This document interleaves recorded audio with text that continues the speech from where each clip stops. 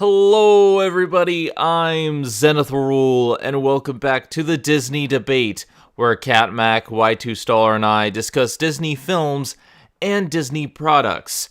And today we have another film that is unfortunately like the last one. Last time, Eric and I talked about a film called Ten Who Dared. It was basically, it was kind of like a pioneer film about trying to chart out uncharted territory going down a river. And you know what? That could have been interesting. That could have made for an actually really interesting premise because, a lot of really interesting history happened during that time where Lewis and Clark or people tried to chart out the uncharted territory, manifest destiny, all that interesting stuff. Yeah, the US was incredibly big jerks at the time, but there's a lot of interesting history behind it. Unfortunately, it turned out to be a very boring and poorly edited and poorly done film. Anything that was on screen was pretty much poorly done. There was the effects were bad, the film was boring, the acting was just hit or miss, and overall, I did not care for the film.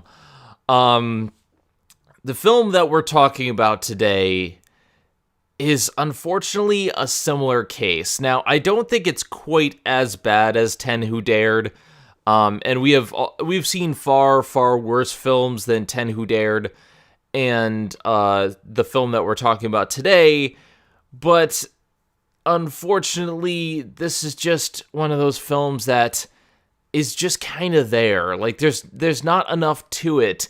And the strange thing is that this is considered a Disney classic. Today, we're talking about The Swiss Family Robinson, which, I'm sorry, but it's not good. And to be honest, the book that it's based on is not that good either.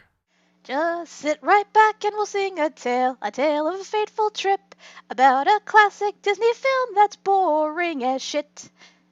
Yep, that's pretty much it. Oh, God. Yeah, so, I was so happy before, when we reviewed Zorro, because I'm thinking oh my God, this is the best thing we've watched in a while now. And I thought this trend would continue with the 60s, and no, it didn't. Yes, this is Swiss Family Robinson. I'm sure a lot of you might have heard of this story. It's, the quintessential family washes up on a deserted island, and they build a tree house and make a life for themselves. That's the big premise that everyone knows of, and that's about it. Because frankly, that's all there is to it. Let's be honest here. I think the thing about Swiss Family Robinson is that there are elements that I can see being iconic, elements that make the film stand out, but they don't come together. Obviously, you have the family who is shipwrecked. They're attacked by pirates, and they find themselves on a deserted island, and they make a paradise there. And certain elements are definitely recognized in pop culture, such as the treehouse, this elaborate treehouse they built, and all the different animals that they have on the island, and stuff like that. I can definitely see as being an icon for that generation because they kind of idealized this life. They have everything they could possibly want at their fingertips. And I think for those who want escapist fiction, in a sense, this is almost the quintessential version of that. You want to go on an island to get away, separated from everyone else. Well, here you are. You have everything you need on this island. The family is incredibly ingenious in order to build all this stuff, but they do it. And that first part of the movie where they're actually building everything and they're showing everything, I'm like, okay, it wasn't truly like super engaging, but like it does a good job of showing, okay, this is why people would enjoy this setup. And while I don't think the acting and writing is all super engaging, um, a lot of it is the problem of the source material. But I do think that, that opening bit with them going to the island and whatnot is fine. I was actually like saying, all right, it's not perfect, but it's good enough. And it does a good enough job of setting up what this is all about.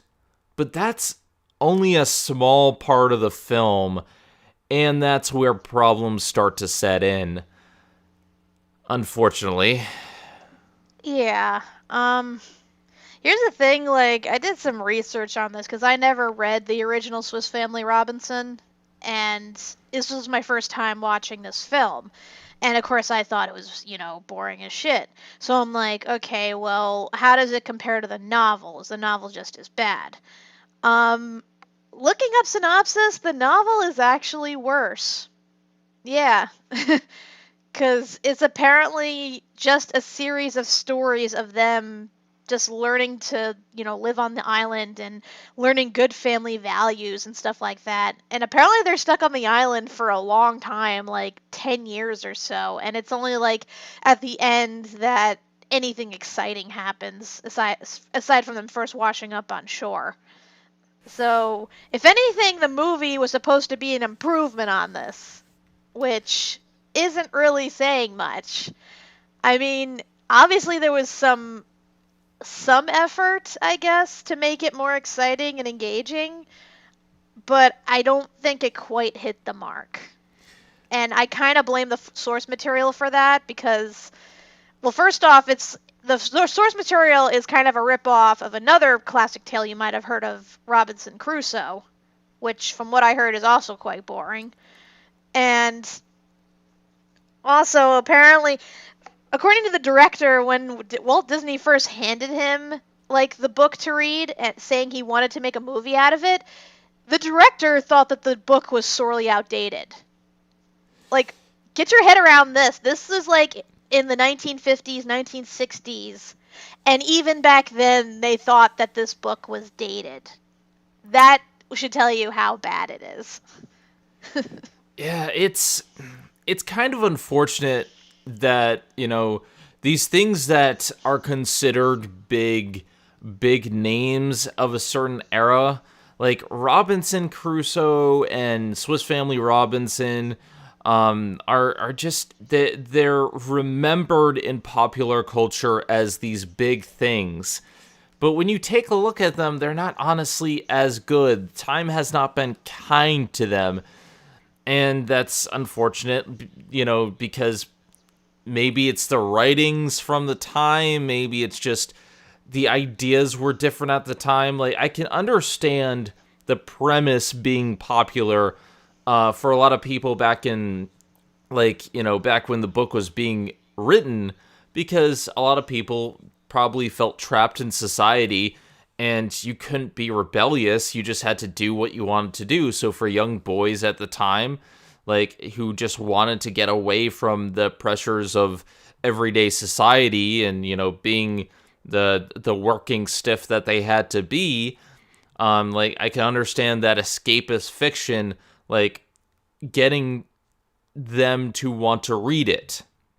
Well, keep in mind too, this book was written in like 1812. Like, exploration, was still going on at that time. So there was like a lot of the unknown. So that kind of adds to it. That's probably part of why this book is outdated because, in today's society, pretty much almost everything has been charted at this point, and everything everywhere, has records of somebody setting foot there and having pictures and documents and everything done. So really, this is more of like, at this point, the only way like this book would have been more interesting is if it took place in a fantasy land, because Honestly, based on the landscape they described, I almost feel like it takes place in a fantasy land, given how many fucking animals they shove onto that one island. Like, it's almost ridiculous. It's like somebody dumped the Bronx Zoo on top of that tiny patch of land. Mhm. I mean, they do explain it away by having having it be part of the land bridge between Asia and Europe, like where, when everything used to be Pangea, this was like the land bridge between the two like areas, and that's why we have all these different types of animals. Um, but again, Journey to the Center of the Earth did it so much better. And it's, when I was a kid, I read Journey to the Center of the Earth, and it has all these fantastical elements of like them going to the center of the earth and finding like creatures down there, and to a certain extent it does date itself with its writing, but it always kept you like reading because there was something new every chapter. Like they kept going further and further down, and you wanted to see what was going on in the next chapter. You wanted to see what they found near the center of the earth. There's this goal, there's this ever expanding goal of something happening. You don't have that in Swiss Family Robinson. You have the fantastical elements, sure, but you don't have any sort of end game. Yeah, it's pretty much, oh, we washed up on an island, let's putz around for the next 2 hours until something happens. And I mean, granted, they do try to add some more exciting elements to the movie. Like for starters, in the book, the family washes up on the island because their ship got caught in a storm, and the rest of the crew abandoned ship without them, pretty much forcing them to ride out the storm until they end up on the island, and that's how they get stuck. In this version, they actually get attacked by pirates, and the pirates end up chasing them to this island where their ship ends up getting damaged and can no longer sail. So the whole thing is not just them getting stranded, but they're also in hiding from these pirates who are, after their cargo. And the pirates actually remain a constant threat throughout the entire film. And there's even a big climax where the family takes them head on when they try to go kidnap them. So, kudos for them trying to make it, give it some tension. Trying being the key word. Yeah. Now, I think it's time to talk about the first major problem here. The stuff with them like building the treehouse on the island and this and that and the other thing, that's about a third of the film. A third of the film is focused around them establishing their presence on the island, enjoying the island, and everything involving that. But after that point, there's a very huge dip where once this started, I was so incredibly bored out of my mind, and the pacing drags to a halt. And yet, this is supposed to be the exciting part of the film because of the pirates. And it all starts because the wife isn't content living on the island. She wants to find a way for them to get off the island and all this other stuff. But she has everything she needs right here. And I do kind of get her point about there's nobody else, there's no girls for the boys to interact with, and there's nothing for them to have a family. But I mean, you're on an uncharted island, and there's no guarantee that you're gonna find anybody. You have a paradise right here. I mean, I don't know. Personally, I would just enjoy my time on the island. Yes, we have personal needs, but why not just stay on the island until you have confirmation that the war is over? Honestly, I can kind of see her point because granted, they do some real innovative things with the treehouse. Make it so that they actually have running water to like wash up and shower and everything like that. They still don't have a toilet though. They don't have toiletry needs. I mean, I'm sure that probably didn't exist at that point in history, but still. Not to mention the fact that, there are dangerous animals wandering about on the island, as we, see with the tigers and the snakes and everything. And as I mentioned with in the movie version, they're being, they're being hunted by pirates. So you kind of want the safety of a town as opposed to being trapped on an island where nobody knows where you are. So I can kind of see her mentality in that regard. I guess. I mean, maybe it's just my modern mentality of just if I had the option to go on a deserted island with my video games, of course, I would totally take that time because there's just not enough time in the day to get what I want to get done. So they send the boys out in a canoe to go see the other side of the island to try to figure out, okay, like can we figure out what's beyond the coast and all this other stuff. And that's where they encounter the pirates, who are on like the complete opposite side of the island, and they're attacking two other people. One of them is a girl in disguise, and the other is her father, who is grandfather. So wait a second. Is this Susan and the Doctor? Because, I mean, like, while they aren't played by the same actors, obviously, the dynamic in this relationship is kind of interesting. Not to mention the fact that, Susan always seemed very tomboyish in Doctor Who.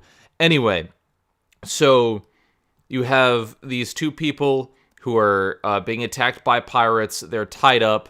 The boys go and help them out. They manage to get the girl away, but the grandfather is assaulted by pirates, and they let him go for like ransom money, I believe, something like that. So he grabs a ship, goes back home, and then he says that he's going to come back and save them. Now, this could lead to some interesting conflict. They're trapped on this island. They don't know if any help is going to come, and they have pirates. What do they do for like the next half an hour to 45 minutes? Trek through the island just to get back to the other side and interact with the girl, and nothing happens. Aside from a dick waving contest, but that's about it. Like, there's even a point where, like, they clearly don't recognize that this is a girl dressed up as a boy, only because she cut her hair short, which I don't even know, but, like, there's the whole thing where they have to figure out that she's a girl, and then they immediately treat her differently, and then there's a dick measuring contest because they both want the girl, and this leads into the rest of the film. And honestly, I thought the part where they discovered she was a girl was kind of funny. I mean, it is quite obvious from the start, but yeah, they run off. They have to wade through the swamp, and the thing is, they don't want to get their clothes wet. So of course, the boys are stripping down and putting their clothes over their head, and they're telling the girl to do the same thing. And she's like, "Oh no, I can't swim." And they're like, "Come on, take off your clothes." And I'm like, "Whoa, this movie just took a turn." And then they're like almost forcing her, and then the one boy takes off her hat and is like, "Oh, you're a girl?" And I'm like, how does that prove she's a girl? He's like, was the hat the only thing obscuring her gender? I'm confused here. What is she, Supergirl? Taking off her hat makes her secret identity revealed or something? It's funny, but it's also weird and outdated, especially how they immediately turn on the notion like, because they were kind of harsh to each other, and like she started like getting hostile just, when they were trying to get her to cross the stream. And then immediately after they realize she's a girl, they start treating her like a lady.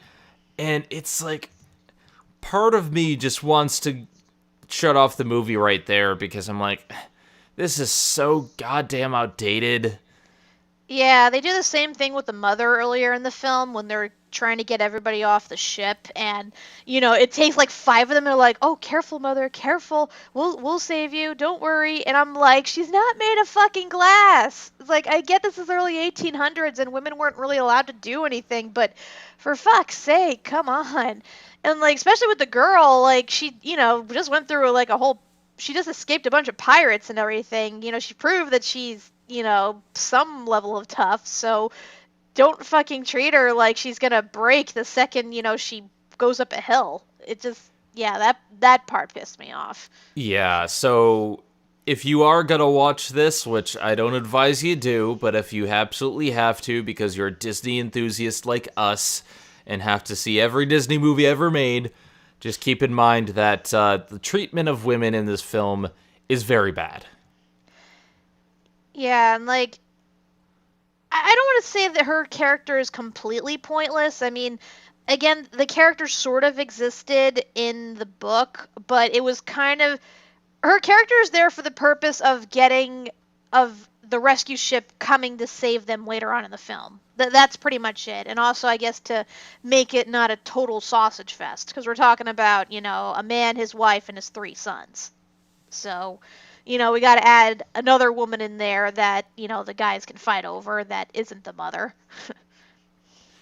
It's just a shame that the fighting between the 2 main boys, because like one of them is very, very young, so like obviously he's not gonna partake. But the fighting between the 2 boys it takes up the majority of the film, even when they finally get back to the camp, that they've built on this island, their treehouse and everything.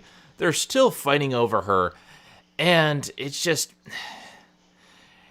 so incredibly boring because, like, she does this on purpose. It's not like there's a conflict between the 2 of them and she doesn't care. She's actively pitting them against each other. And I can't even stand this because where's the movie? The conflict should not come from a girl who's teasing 2 boys. Yeah, and brothers at that. Because, honestly, I did like the brothers' dynamic. Because, I mean, because we have, like a big stellar cast here. They went all out with this. Like, we got Tommy Kirk back, who was Wilby and Shaggy Dog. And we got James MacArthur, who was Rudy in Third Man on Mountain. They play the 2 eldest brothers in this, and they're both good actors, and they play off each other really well. And I actually enjoyed watching their interactions, up till they rescued the girl. And then to see them turn on each other because the girl, like, can't decide which one she likes and is, like, basically cock-teasing them both. It is, like, so frustrating. And it's also because they're so different, too, because the eldest brother, he's all strong and tough and everything, and then the other brother is like really smart and inventive. So she's kind of like warming up to them through those means and getting them to show off their special abilities and stuff. But she's not committing to either one, although eventually she does end up choosing the eldest brother because muscles and a well-oiled chest. So. But yeah, it would really pissed me off because I'm like, okay, if you're gonna add another character and a girl character at that, can she be something other than the love interest? Something other than conflict for the male figures to like go through. It was just so goddamn annoying. And it just brings the plot to a complete halt because for the pirates who are supposed to be the main conflict are only in like the last third of the film, and we don't learn anything about them. We don't learn anything about the villain. In fact, he barely speaks English. So it's like you have this conflict set up in this second act, but it's barely utilized to the point where when you see the pirates attacking in the last third of the film, you don't feel any tension because we don't know why they're attacking. We don't know any reason for this. And yeah, like, I get it. You have, Peter Pan was all about fighting pirates, like pirates and Indians, and like these things were popular, but you have to give reason for conflict. And it just, like, this part of the film completely drags. Like, there's a little bit, in fact, there's a bit in the middle of the film when they're, trekking across to camp, and this takes forever for them to do. And they're going through another, like, watery area, and they're attacked by a snake. This takes, no joke, 10 minutes of the film where they're fighting this snake. It's so padding. Like, I get it. Like, you gotta have stuff happening in the film, but this feels like Anaconda, where they drag everything out to the point where you're just like, come on, deal with the snake and move on. Yeah, but even the Anaconda movie, like, the fighting with a snake looked more convincing than it did in this movie. Like, it was so bad. It was like almost as bad as the octopus scene in Popeye. Like, dear God. And I mean, you have the snake sequence. You have a sequence where they're being attacked by, I think, hyenas or something like that. Like, but none of it feels like it's tense or it matters because it's resolved far too quickly, or it takes forever to resolve to the point where, why did you take this much time on this small of a plot point? And so, like, the second third of the film, like the middle portion, just drags. And we were watching this with Doug, and we kept looking at our watches. Like, I was just like, when is this going to end? When are they going back to camp? Isn't this the film about, them on an island enjoying themselves? Why is this taking so much of the film? And it didn't help that the copy we got was scratched, so there were parts of the movie that we ended up skipping. And here's how you know that the movie is bad, because we would skip entire scenes and not even realize it. That is how insignificant parts of the movie were. Yeah. Like, I remember you telling us, like, oh God, they're dancing right now. And I'm like, wait, they are? Like, no. You know how in a lot of the past Disney films, like, I think it was The Light in the Forest and A Third Man on the Mountain, they have the pointless dance sequence. Mm-hmm. This is that. When they finally get back to the camp that they made on the island, and they meet up with the family, and it's apparently Christmas because, of course, there was no indication for this, but, like, now they're singing Christmas songs. Well, afterwards, they start this whole dance sequence. And during the dance sequence, the two boys are still fighting over the girl. And they, like, it's a lot like in The Shaggy Dog, where they have the dance fight over who gets the girl kind of thing, where they keep alternating the partner. And so one boy cuts in and the other boy cuts in. And this takes maybe like 10, 15 minutes. It's a good scene that they skipped, because I remember it took me like 10, 15 minutes to catch up to you on your DVD, and I'm just like, why is this even here? What is the purpose of this scene other than to cocktease and to celebrate? Because there's nothing really going on with these characters, and the shame is that these are horribly written characters, horribly boring. I don't like any of these characters after a certain point, but they're played by good actors. This is a great cast, as we said, with the exception of one. But, like, we have the kid from Third Man on the Mountain. We have the girl also from Third Man on the Mountain. So, like, people returning from previous films. You have Wilby from The Shaggy Dog. these three main cast are really, really good actors. It's just they're given poor material. And the father, not sure who played him, but fantastic actor. Yeah, John Mills. We're actually gonna get to see him later on, I think, in the Parent Trap. Okay, yeah, John Mills, fantastic actor, and I did recognize the mother, but I'm not sure from where. It's Dorothy McGuire. She's actually played the mother in Old Yeller. Okay, so yeah, the mother from Old Yeller. Like, you have all these really great actors. And actually, in doing my research, I found something actually quite interesting. You know the pirate captain, the one that we know nothing about and isn't given anything to do other than being, a menacing villain?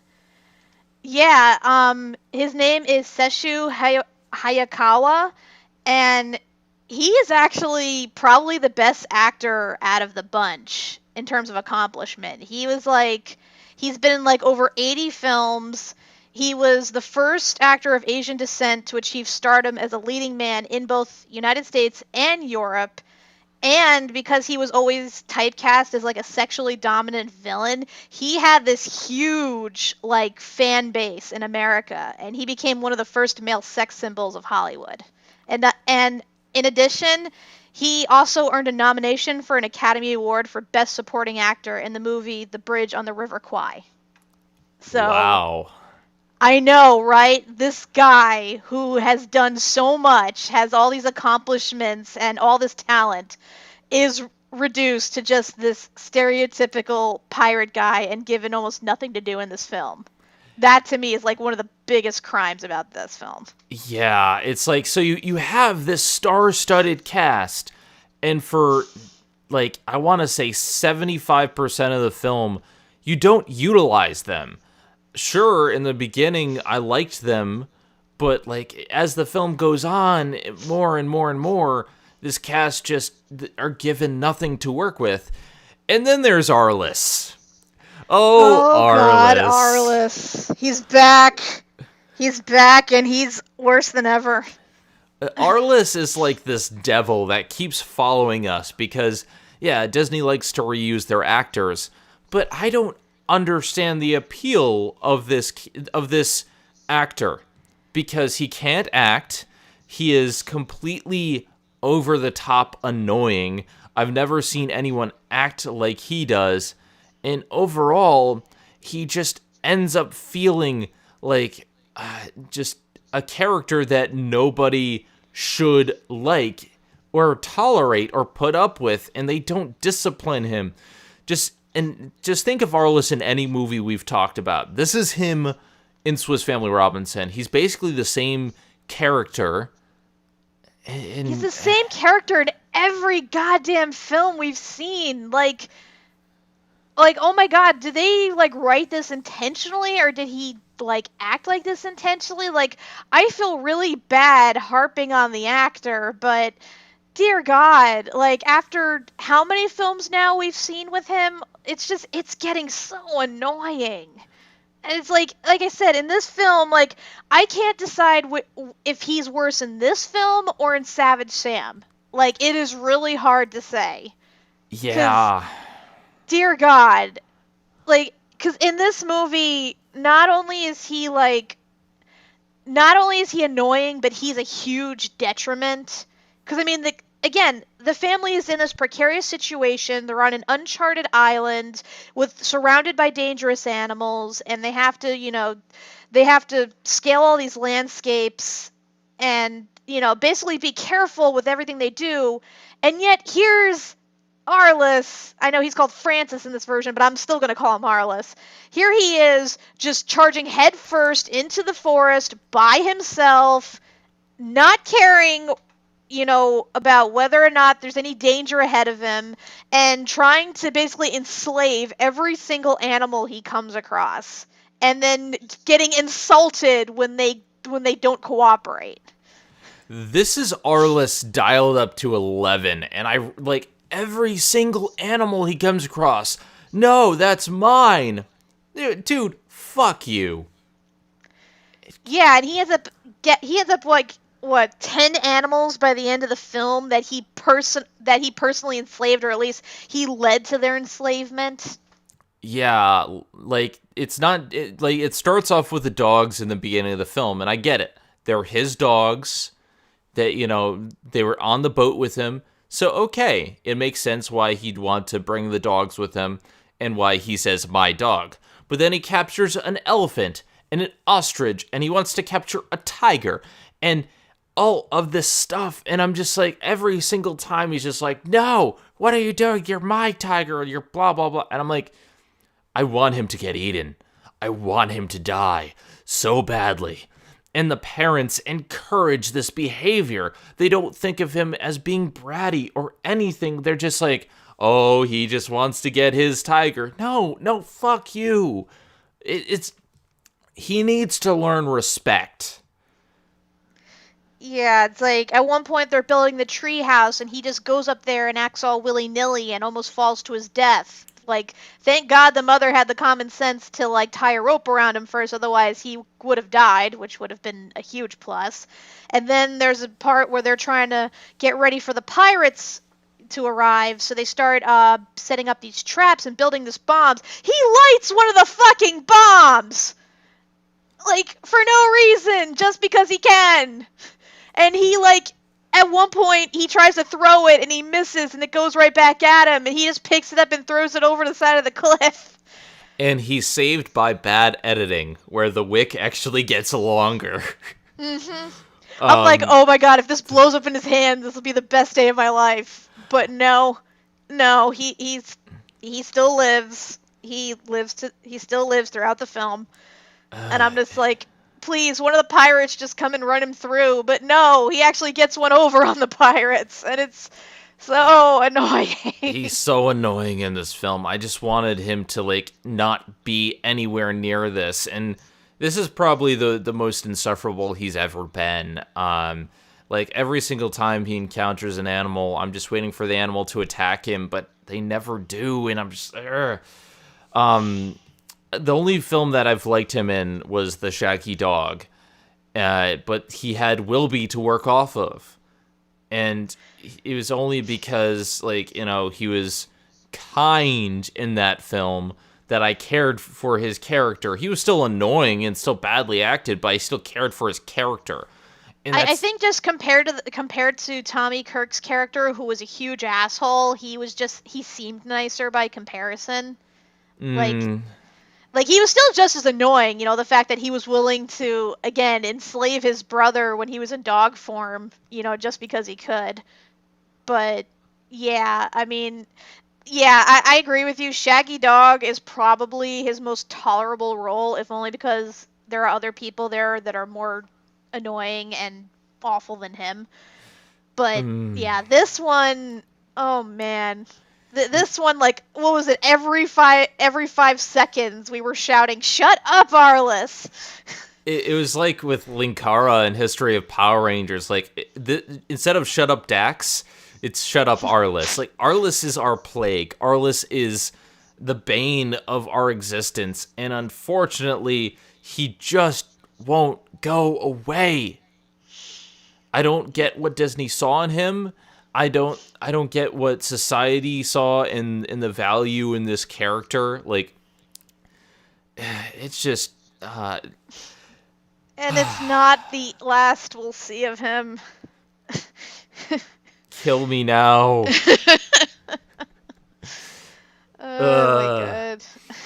So we should get into the climax of the film because, like, honestly, the beginning is the best part of the film. The middle is very infuriating and boring and just, there's so much of what the hellery, but the climax is, how do you make a climax where a bunch of pirates are attacking so...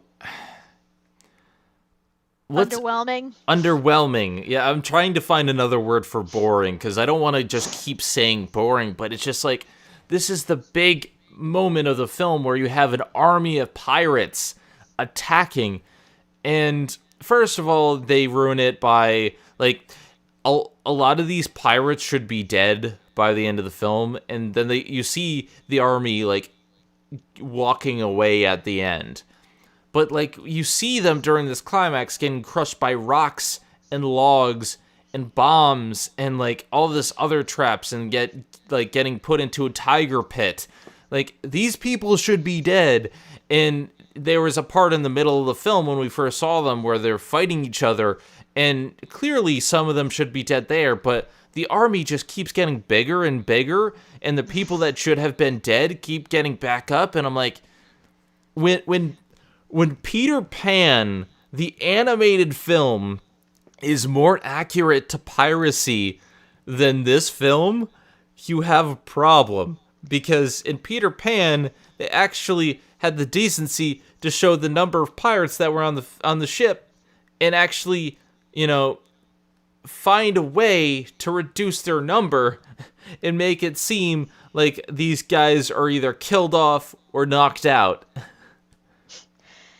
Yeah, like it kind of felt like the prelude to a boss battle, where you're going through the enemy horde, and no matter how much you attack, they keep respawning, and it's like they see you launching big attack after big attack. You think they'd have the better sense to just walk away at this point. Because I know the whole purpose of them attacking is they want to recapture the girl so they can try to get, I guess, the ransom that they didn't get with the grandfather or whatever. But, it's like, at some point, it's like, dude, cut your losses and just leave.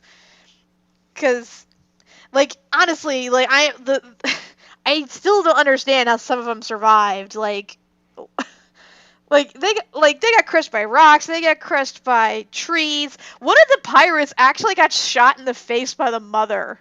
I thought that was really funny and kind of awesome. And then they get back up again. Yeah, and then they only retreat at like the very end when the grandfather shows up in his ship and he blows them to fucking bits. That is the only time that they stop. So this climax should have been interesting, because if you look at the traps, I'm like, oh my god, it's like Goonies. Like, a lot of it feels like the Goonies. You have these pirates attacking, you have all these traps, the villains keep coming after them. But the thing that worked about the Goonies is that it was a different type of film. It was meant to be more cheesy, and there was only 3 people rather than an army of pirates. And none of the traps were lethal. And I'm just like, you have this set up for a good climax. You have all these really interesting traps. And the more I see them, I'm like, okay, this is ingenious. But the way it's shot, and the way it's edited, and the fact the pirates keep getting back up, it's just, this is how you make a climax unimportant. When there's no stakes, when the villains can just get back up from things that should have killed them. Yeah, and then once that's over with, and they meet up with the grandfather again, he offers to bring them back to shore, and they all decide to stay, with the exception of the one brother who has the common enough sense to say, "Oh, you're gonna pay for my school and board back in England? Sign my ass up." Yeah, It's like, I get it if, like, they just wanted a life of peaceful tranquility, then, good for them, I guess. But it's like, you've already dealt with all this shit living on the island, and unless you plan to work out something with a grandfather where you can get a steady supply of things so you don't starve or succumb to illness or die from the elements or whatever, like, really, you should be taking this opportunity and, like, heading back toward the mainland, like, because really, I don't know. I don't agree with the ending. Like I said, I'm glad the one brother had enough sense to actually go back and make something of himself. I could have been fine with the parents just staying behind, because it's like, oh, well, we lived our lives, let's let our sons go forth and live theirs. But no, they stay behind, and in fact, even the girl stays behind, because she decides to officially hook up with the older brother right in front of the younger brother, which I thought was a dick thing. But it's like, dude, you dodged a bullet there. Just be grateful, go to school, marry someone who's worth it. Just overall, this movie, it started off good, and then it quickly became just it became a slog. It became one of those films where it was a chore to get through. Like, this was work. I had to keep Yeah. reminding myself that we're doing it for a reason, and I'm just like, we can get through this. We can get through this. Like, after this, we have good movies, but this was hard to sit through, and I don't get why it's a Disney classic. I don't either. And the weird thing is, from what I'm reading, um, it received really positive reviews when it first came out, and it made a lot of money. It actually was a bigger hit than Psycho, Spartacus, and Exodus. Like, wrap your head around that. Oh, Like, what? yeah, What? I know, right? It's like, oh, we got these three films. They're only taught in like every film class, or whatever. Oh, but Swiss Family Robinson, that was the big hit. I don't understand audiences at the time. I Yeah, it's oh my god. And the thing that also confuses me is that I went to Disney World recently, and they actually have the Swiss Family Robinson treehouse set up in the jungle portion of the Magic Kingdom, and I can't for the life of me figure out why it's still there. Because all it is that you just walk through the treehouse. That's it. Like, there's no ride, there's no exotic animals to look at or anything. It's just, oh, this is what the sets look like. Okay. It's like it's like Disney World tears down all these other rides every year to like update it and keep with like modern taste and everything, but they still have this. And from what I read, like the original set, like the original treehouse that they built on an island in the Caribbean, that's not even there anymore. Like, it was destroyed by a hurricane, and from what the natives say, nobody even remembers that the treehouse was ever there. And in fact, most of them don't even remember the movie Swiss Family Robinson or even heard of it. So I still don't understand why tributes to this movie is still there. Like, I just don't. This is one of those films that is kind of the opposite of Zorro. Zorro is an underrated gem that nobody talks about.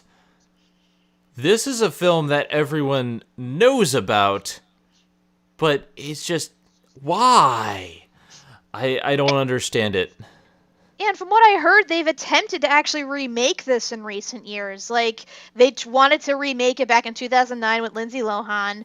Then they were gonna do another remake, and they were gonna have it star the Will Smith family, which I would pay to see that, actually. yeah, but like as of right now, there's no plans for a remake, and I'm thinking to myself, how the hell are they going to do this? Like, they'd either have to make it like a period piece, or they'd have to add some sort of like supernatural element to it where, they go to another world and are trapped on something that's like a remote tropical island. Because there's no way they can do this in a modern day setting with today's technology. It's just not possible. So, I don't know. I mean, maybe they'll surprise us in the next decade or so, but this is not one of the films that I think is in need of a remake. I think it could just stay where it is and just fade into obscurity like a lot of other films we've seen. Yeah, this film should not be remembered. It doesn't deserve your attention. Skip it. Very big skip it recommendation. Now, next time we are actually talking about a very good film. It's probably a little bit dated, but honestly, I still love it. Next time we are starting the marathon of the year. Like, this is going to be the year of marathons because we have a lot going on. So next time we have 101 Dalmatians. And the way we're doing it is we're going to cover the first 2 animated films back to back. Then we're going to cover the 2 live action films back to back. And then we're going to try to tackle the TV series. I'm not sure how well that's going to go. The last time we tried to do a TV series, Adventures in Wonderland, it didn't go over very well, mostly because we didn't enjoy it, and a lot of the audience for the TV series who really liked it didn't enjoy the episode. It just, overall, it was not our best idea, but we're going to try this with the TV show, and we're going to see how it goes. But after that, we're going to be doing more marathons, because we're going to do all of the Absent-Minded Professor film, because we're going to be doing all the Absent-Minded Professor films, which we know now in modern day as the film series that brought us Flubber. And there's a few films in that. And then after that, there's the Parent Trap series, which there's 5 films in the Parent Trap. There's 4 of the original Parent Trap, and then there's the remake. That surprised the fuck out of me. I had no idea 3 of those films existed. So we have a ton of big franchises that we're going to be covering over the course of this year, and I find it interesting that it's all back to back to back, but we're going to get it done. Hopefully they'll be good. I've seen most of the Dalmatians films, and I know they're good, but this is going to be kind of like our Shaggy Dog Marathon. This is our going to be our second, third, and fourth marathons, respectively. This will be our Spotted Dog Marathon. Spotted Dog Marathon. And I really enjoyed the Shaggy Dog Marathon. I think a lot of people really liked it, and I liked making it. I think it was interesting seeing a film series go from start to finish, and now we're going to be doing 3 of them back to back. So, everyone, look forward to that in the coming months. With all that being said, I am Zenith Rule. And I'm Kat Macberrie. And we will see you next time for 101 Dalmatians, where there's going to be a lot more animals and hopefully a much better film than this time. TTFN, ta-ta for now. And stop casting our listen movies, dear God. Seriously. Blech.